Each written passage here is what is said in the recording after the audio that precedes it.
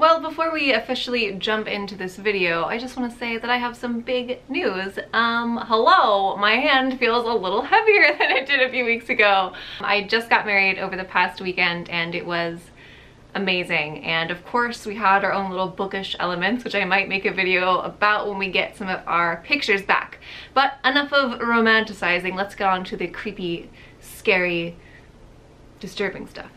So here's the situation. I have made this list for anyone and everyone. I'm going from spooky to scary so that no matter where you fall on the spectrum, if you just want to have something a little bit themed, not scary, just a little bit spooky, a little bit October themed, then I've got stuff for you. But if you are on the other end of the spectrum where you like to be more scared, a little more creeped out, then I have also got books for you. So boom, we're gonna go in order from spooky, like slightly spooky, to scary. So let's do this.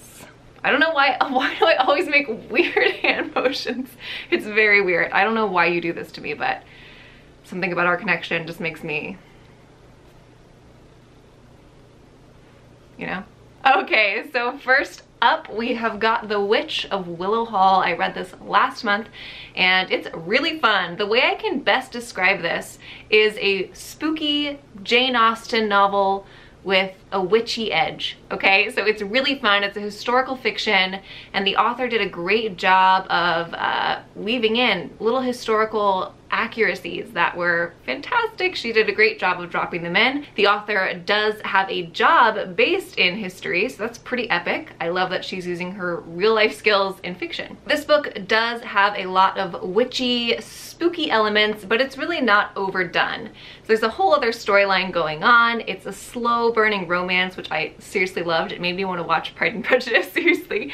And I just thought it was such an enjoyable read. This is a tamer read. It's definitely going to give you the Halloween, October, autumn vibes that you're looking for. And it's a little spooky, but it's really not scary. And there's a lot of things in it for general fiction readers, like the slow burning romance, the family dynamics, so it's a really approachable Halloween read. This is set in 1821 when a family, after a scandal in Boston, is forced to move into a country estate. At first it seems really idyllic and beautiful, but this sort of slow creeping menace starts to appear in their lives. One of the daughters is hyper aware of the strange happenings going on and they're basically forever changed. It's a really nice story. It truly made me think of Jane Austen if Jane Austen wrote spooky things. Next, I have for you one that is again spooky, but not really scary, just a little bit on the edge, and that is The Boy at the Keyhole by Stephen Giles. This was so fun to read. It's neo-gothic. It's kind of got that vibe of Shirley Jackson. It also has a really strong psychological edge, so if that's more your style, if you like those psychological thrillers about who's sane and not sane and what's really going on, this will be really fun for you. It's also really short. Well, comparatively, I guess. It's only 300 or so pages, so if you're doing a last minute Halloween read and you just want to grab for something a little bit moodier, this would be a good one for you. It's set in this isolated country estate where things were once beautiful, but due to money problems and deaths in the family, things are quickly declining. So what ends up happening is that we follow the young boy who lives in this house. He has been largely abandoned, or at least he feels he has been. And the only person left in the house to take care of him is the housekeeper. His mother left in the middle of the night. She didn't say goodbye, and the housekeeper keeps telling this little boy that his mother is off in America trying to get the family money so that they can come back out of debt, especially after the death of this young boy's father. But the young boy really starts to question that. He starts to question his housekeeper. So what we're really rolling around in this book is, where is the edge of sanity? Who's right and who's wrong? It's a really fun read. I think I read it in about 24 hours, so it was a good time. Definitely it will give you a gothic, moodier vibe, slightly spooky, a little bit darker than your average read. So really fun for that gothic black letter vibe. The next one that I've got for spooky, not so scary books is The Ghost Notebooks, and this is truly an atmospheric, lovely, haunting, beautiful read. I know that the cover will give you the idea that it's, you know, going to be terrifying and really about ghosts and haunting, and there is that element, there is that edge there, but at the end of the day, this is really a sad love story about grief. It's about mental illness. There's a lot of different elements at play here. It's beautifully written. It's very lyrical, almost like poetry at times. So there is the element of a haunting, but that's really not the main point here. So again, this is great if you want the slightly spooky vibe, but you don't want to be terrified or anything. And this is great if you like more poignant reads. I thought it was absolutely stunningly gorgeous. It has one of my favorite last lines that I've ever read. I'm not going to ruin it for you here, but it's truly gorgeous. So this is set up in a traditional haunted house story sort of way, but the path it takes is different. So essentially what we are starting with is a newlywed couple who is madly in love, and they end up being caretakers of this historic home. And of course, what ensues after they arrive really questions who they are, what they mean to each other. Some events happen that make it sad, beautifully sad, tragic, just an emotional read. So again, it's got that spooky element, but it's not gonna like terrify you or anything. So the next option I have for you, we're moving more into the spooky, slightly scary sort of realm right now, is the Lore series, The World of Lore. These are actually 3 books, but I only own 2. So this one is only coming out on the 9th of October, and this has been out for a little while now. Maybe half a year. Honestly, I don't know. I don't keep track of these things. So there is a 3rd one, and basically you could just choose any of these, 1, all 3, go nuts, it's up to you. You don't need to read them in order. You can literally just go to the library and see if they have one. These books are a branch out from the really successful podcast by the author of these books called Lore, The World of Lore. And he's essentially made 3 books based on 3 topics. We've got Dreadful Places, that's the blue one. We've got Wicked Mortals, the green one. And then the red one, which I don't have, is about monsters and lore and myth. So they're all really fun. For the most part, they're spooky, but there are some sections that get a little bit heebie-jeebies. In that same vein of spooky elements, and it's slightly scary, but not like terrifying or anything, is Something Wicked This Way Comes. This is an integral part of the American canon. It's one of Ray Bradbury's most famous works other than Fahrenheit. And I'm a Bradbury fan, but this is my first year reading this. I'm shocked at myself. I'm actually doing a read-along over on Instagram, which has been heck a lot of fun. So I'm really enjoying it so far, but this is just a nice classic read. Bradbury has that unique style. It's very lyrical, very poetic. Nice, beautiful to read at times, but it does have a creepy edge. So what's happening here is that we have got a circus that comes into town a week before Halloween, a circus carnival sort of situation. This is also set, I think, in the 20s, so it's a nice little flip back in time. It's a lot about adolescence, about growing up, about the loss of innocence. So far I'm not terrified. I haven't finished this yet, but so far I'm not terrified. There are some parts that kind of spook you out a little bit, but we'll see what happens. But I think this would be a great book to pick up for you because it's this classic. It's something we should probably all read, and it just happens to be a Halloween book. Another one that I'm recommending is one of my current reads, and I have done a whole video on this. So this is Dracula. This is the only approved prequel of Dracula by this Bram Stoker estate. So very exciting, very cool. I am about 100 pages in. It is written by J.D. Barker, who's a horror writer, so there are elements of gore and like kind of somewhat gross descriptions, but so far I'm not like freaking out. I'm not terrified. It's just got that spooky, nice Halloween, October, autumn vibe, which I'm really enjoying.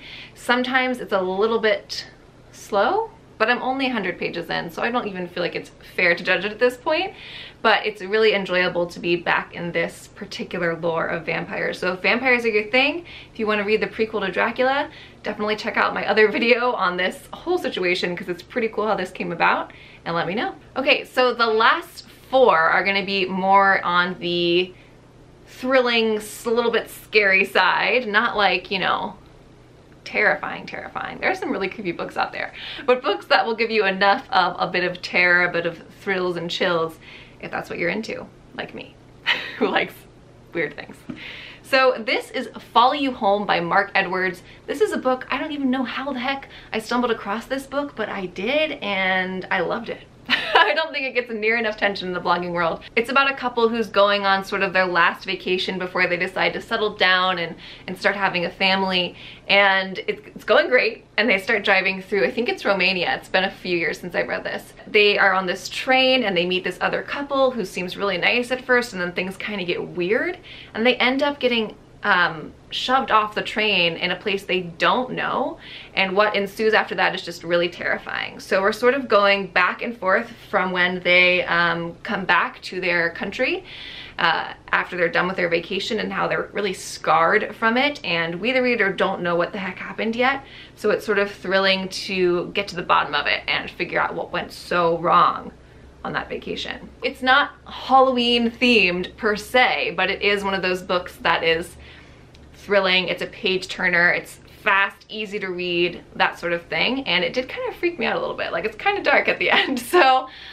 definitely if you are wanting something more of that vein, of that vibe. The next one is something I read, I think a few months ago, Bad Man by Dathan Auerbach. I'm not sure if I'm saying that right, but it does sound cool. So basically what this is about is a young man whose younger brother went missing, and he went missing in a grocery store under his care. Now that was about 5 years ago, but the older brother has never given up looking for his younger brother, for his sibling that he loved so much. And what ends up happening due to some family situations is that he's forced to go to work in the very grocery store where his younger brother went missing. And something just seems weird. Something seems off about the place. It's just the way the aisles are set up. It's the whole air of the place. It's the way this monstrous baler in the back room hums incessantly. Just something doesn't feel right. And he starts to think that the store is trying to tell him something if he can just figure out what it's trying to say. I had a great time reading this. I actually did a little wrap-up video about this book where I can go into it a little bit more detail, but I enjoyed it. It's really beautifully written, a little bit more of an open-ended plot, but I really got creeped out by it more than I think I thought I did while I was reading it. Sometimes when I go to the grocery store now, I think about this book and I'm like, I wonder what's going on in the back room. So it's sort of one of those books that's a little bit more of a slow creep, just a gentle creepiness, if you will. Next up is Sons of Cain. I meant to read this in September. Girl, it didn't happen, but I tried my best. I did get married, so cut me some slack, okay? I'm shocked by how much time wedding planning takes. So this got bumped to October. So excited to read it, and it's scary. I read the first 15-20 pages because I couldn't stop myself.